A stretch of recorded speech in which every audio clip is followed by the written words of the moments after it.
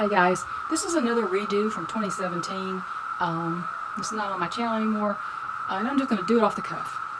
I want to talk about animal management, natural animal management. I kind of mentioned it yesterday in my fermented feed video. There are a lot of people who want to do the all-natural, holistic approach to their livestock, to their poultry. And I can't address other species. This poultry is my chosen livestock, and they insist on doing it in an all-natural manner, and I have nothing against that as long as it works. It's when it doesn't work and it stops working that these people sometimes have a little trouble shifting gears and doing something that they consider not natural, even to the detriment of their birds. And of course, the birds are the most important thing. That's the whole point, is to keep your birds healthy, not to keep a principle going to the detriment of their health. A few things that come to mind are worming birds. Like people say, I only feed pumpkin seed to worm my birds. Well, they probably have worms then, because pumpkin seed, the cucurbit that is in pumpkin seeds, has an ability to paralyze some worms, roundworms only, and they can be expelled in the poop. And a lot of the way people do that is they give them a bunch of pumpkin seed, unsalted pumpkin seed, plain pumpkin seeds, and then they do a molasses flush to get them to poop it out really fast. Problem with this is it only gets roundworms, and it doesn't get all roundworms. It's just pumpkin seed is a limited preventative for an overload of roundworms. That's it. It has very limited, it's got good benefits, it just doesn't have a lot of benefit for worming. Alright, the other way is people say, well, I feed mine diatomaceous earth and that worms my birds.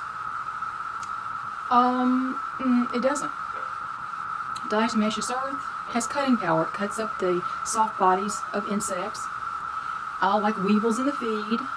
You might have weevils in your food, put a little DE in there and it'll kill off the weevils.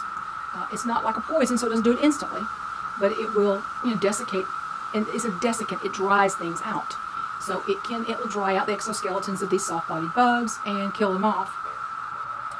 But it loses its cutting power when it's wet. Just think, logically, inside of a chicken is wet. There was an incident of someone, and like I said in my original video, I used to have the paperwork to go with that, and who knows, too much water on the bridge since then, where it is now. But there were people who had lost their flock. They took birds in for necropsy. They lost some birds, and they took them in for necropsy to a lab, state lab, I believe it was. And it could have been a private one, I'm not sure about that, to determine the cause of death. These people fed diatomaceous earth, DE, at the percentage of 2% of the feed. That's the standard thing. You put 2% of the feed into the feed and stir it up, and that's what they get. They eat the DE with their feed. It keeps the feed somewhat dry, but it also goes into the birds. They thought, they were worming. That's what they were using to worm their birds. So their birds should have no worms because they were feeding DE. What they found in the birds' intestines were worms. And their intestines were dried out, and they were too dry. They weren't properly lubricated. So the DE, being a desiccant, harmed the intestines of these birds. Now, they might have been feeding more than 2% too. I don't remember the other details of that. However, it harmed rather than hurt the birds, and it didn't do what they intended it to do, to kill the worms. So those two all-natural, holistic approaches to worming don't really work, and I would not depend on either one of those to worm your birds. Because if a bird has a very heavy worm load, the sun went, ooh, yikes. Let me turn this up a little bit. Okay. I would not depend on DE or pumpkin seed to worm your birds. Pumpkin seed is an excellent treat to give them, fine. It's good to give them pumpkin seed. But chickens can get other kinds of worms. They can get capillaria, they can get tapeworms, they can get gapeworm. That does nothing for any of those. Wazine, which is the only chicken wormer that is approved by the FDA, it only kills roundworms. Yeah, that's right. There are no wormers. And it also says that is not to be given to laying hens because they don't want you ingesting it. So that's even not that great either. Even though it's a chemical wormer, it's still not natural and it still doesn't do the job. Worms can kill a chicken. If you give them Wazine, and they have it's piperazine is the actual generic name of it. Wazine is the trade name. If you give them that, and they have a huge, heavy load of roundworms, and it kills all those worms at one time, it can literally clog their system with dead worms, and you can kill the bird while trying to help them. The wormer I use is valbazen. I don't use it very often. I might use it once a year, twice a year nowadays. Free-ranging birds have fewer worm problems than penned up birds because penned birds are in their waste and on the same soil 24/7. Free-range birds get out and they get natural green forage and they get a hold of other natural wormers as well, so they're not likely to have a heavy worm load. Chickens can handle a few worms. It's just the heavy worm loads where you get the unthrifty looking birds and the feather quality goes down and they lose weight and they don't look so good. But if you feel like your chicken's looking bad, like they have a heavy worm load, and you say, well, I just got to give them more pumpkin seed, or I'm going to put more D in their feed, why are you making these birds suffer for some holy principle of all natural? Why are you making them suffer for that? Isn't the main goal to keep your birds healthy? If you need to get rid of worms, you need to get rid of worms. I use valbazen. Valbazen gets every worm a chicken can get. It kills every worm, every known worm a chicken can contract, and it kills it out over about a 3-day period, so it doesn't, you're not going to have a big worm load. So, all natural is great. Now, there's also people who talk about using essential oils with your chickens. All right. Well, unlike humans, chickens, avian species, are very sensitive to aromatics. You can kill chickens with aromatics. You put tea tree on a chicken. Tea tree is fatal if ingested. It can be fatal if ingested. If you put tea tree on a chicken and she's grooming herself and she's ingesting that somehow, it could be bad. So there you go, essential oils. Not always good. What's good for a human, what's good for a dog, what's good for a cat, may not be good for a bird. Avians are so different from other species. So there's another all-natural thing that needs to go out the window. Then there's the thing about, chickens don't need heat in the wintertime. Well, that general statement is true, but there are exceptions. Is it young, fully feathered? Is it ill? Or is it healthy? Is it too young and not feathered out fully? So your chicken has almost no feathers on her body, and you say, well, chickens don't need heat, and it's going to be 3 below zero. You better give her some heat. She can't stay warm without her insulation, which are her feathers. That's what insulates her from cold. They do well in cold, but they've got to have their insulation. If they're missing their insulation, or if they're ailing or ill, if they're laying internally, they're bloated, their body, their systems are crashing, they need to be warm in the winter. So don't make your birds suffer for some lofty principle.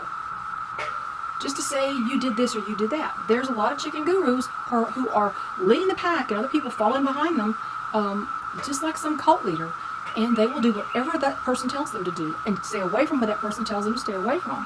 I'm saying be practical. Change up what you're doing to meet the situation, okay?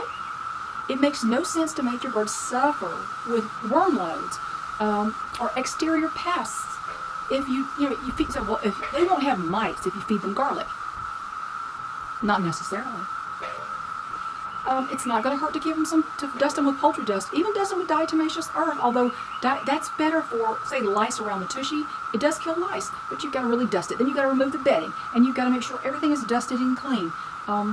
So there's a lot of things that have to do with common sense and logic, which may be why it's kind of difficult these days to get through to people, because they don't have a lot of common sense and logic kind of eludes them.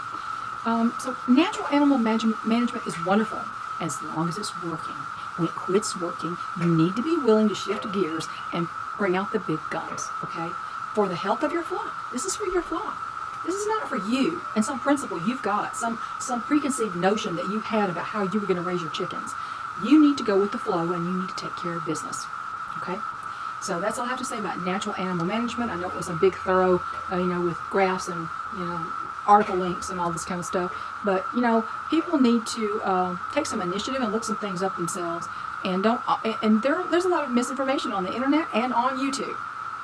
Oh my, is there misinformation on YouTube? Yeah, I can think of a channel or two that I would avoid like the plague, but I won't mention any of those by name.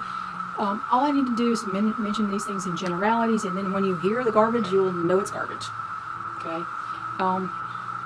So, you know, I put out something called Speckled Hen's 10 Commandments of Good Flock Management. That was just a catchy title. It's not orders for you to do something. It is over the years, people asked me repeatedly about things, and I thought, I have to come up with a summary of how I manage my birds so that I can refer these people to this list, and they will know how I keep my flocks healthy. And invariably, I will get somebody arguing with one of the points on there. And the one I get the most argument about is separate the bird the minute you think it's ill, and if it's not going to recover, if you believe it's contagious, you need to euthanize that bird to save the rest of your flock. Why would you do that? Oh my gosh, I can't do that. Why would you do it? Why would you hurt one little bird just because she got sick? Don't you get colds? Oh my word. But somebody always wants to argue with you. And I said, you know, this is not a commandment for you. This is how I keep my flock healthy. And I think the evidence of that is that I regularly have hens die of actual old age. And some of them live to be 9, 10, 11, 12, 13 plus years old. I've got 2 who are 13 and a few months old right now. The next one is 11 and a half. I don't know how long these other 2 are going to live. They may die pretty soon. Who knows? But 13 years is a pretty good age for a hen and have hens that have never been ill. So I'd say what I'm doing works pretty well. I'm just offering that up for people to take it or leave it. If you don't think you want to call for illness, then you've backed yourself into a corner. And you can never ethically sell a bird. You can never let a bird leave your property ever again. You have to use very good sanitation. You can't track from their coop to someone else's flock, or you're going to cause their flock to become ill. Because most chicken diseases are what I call carrier diseases, like typhoid Marys. The illness stays in the bird even when when they don't have symptoms. It's not like the flu or the CV. They can be carriers of a disease like mycoplasma or coryza and not show symptoms at the time. If you got the flu, you know you got the flu. If you got CV, you know you do. So that's all I'm going to say. My battery's running out, okay, new battery. I pretty much said everything I need to say about the natural, holistic animal management. And you know, I have talked about supplements for chickens, about giving them turmeric and garlic. And when I got my first rooster, he was in terrible shape. He was very malnourished. They'd only fed him corn. And he was a barred rock, but he wasn't white and black. He was gold and black because of the corn he'd been eating. The color changed his feather color. He was malnourished. His comb had been decimated by the turkey they put him in with. He had favus, a fungal infection of the comb. He had a bad case of lice. And, of course, he was in quarantine for 5 weeks before I put him with my flock. He was the only bird I ever bought. This was the first year I had chickens, 10 months in. You know, when I tried to do what I called my rooster renovation, I put I floated garlic in his water. He got garlic water. He got proper food with proper protein levels, and I used diatomaceous earth and killed his lice infestation. And he gained a lot of weight. He became a really good flock rooster. But you know, proper nutrition goes a long way with birds. But you can definitely give them supplements like garlic and turmeric and flaxseed. Nothing wrong with that. In fact, I encourage that. But, you know, when you get into the fad stuff, the fermented feed or vegetarian feeds, there's another fad. That was a fad that turned into an industry standard almost now. Thankfully, the Tucker milling feeds that I feed all contain animal protein. Even their non-GMO feed, which normally is a lower quality feed because it contains fish meal and wheat base, those things can increase the chance of necrotic enteritis over time. But even that also includes good porcine animal protein in it, so it's not quite as bad as some others that are vegetarian for the most part, other than fish.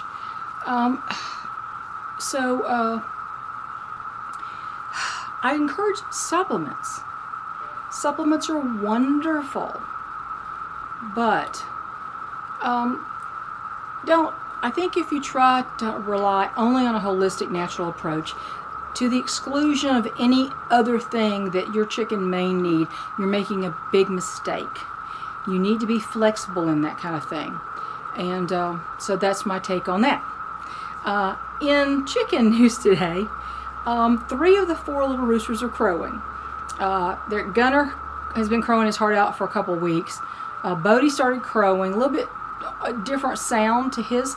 And then this morning I heard a third sound. And it was like this chick went and looked up in a book how to crow and was following the directions to the letter. It sounded just like this.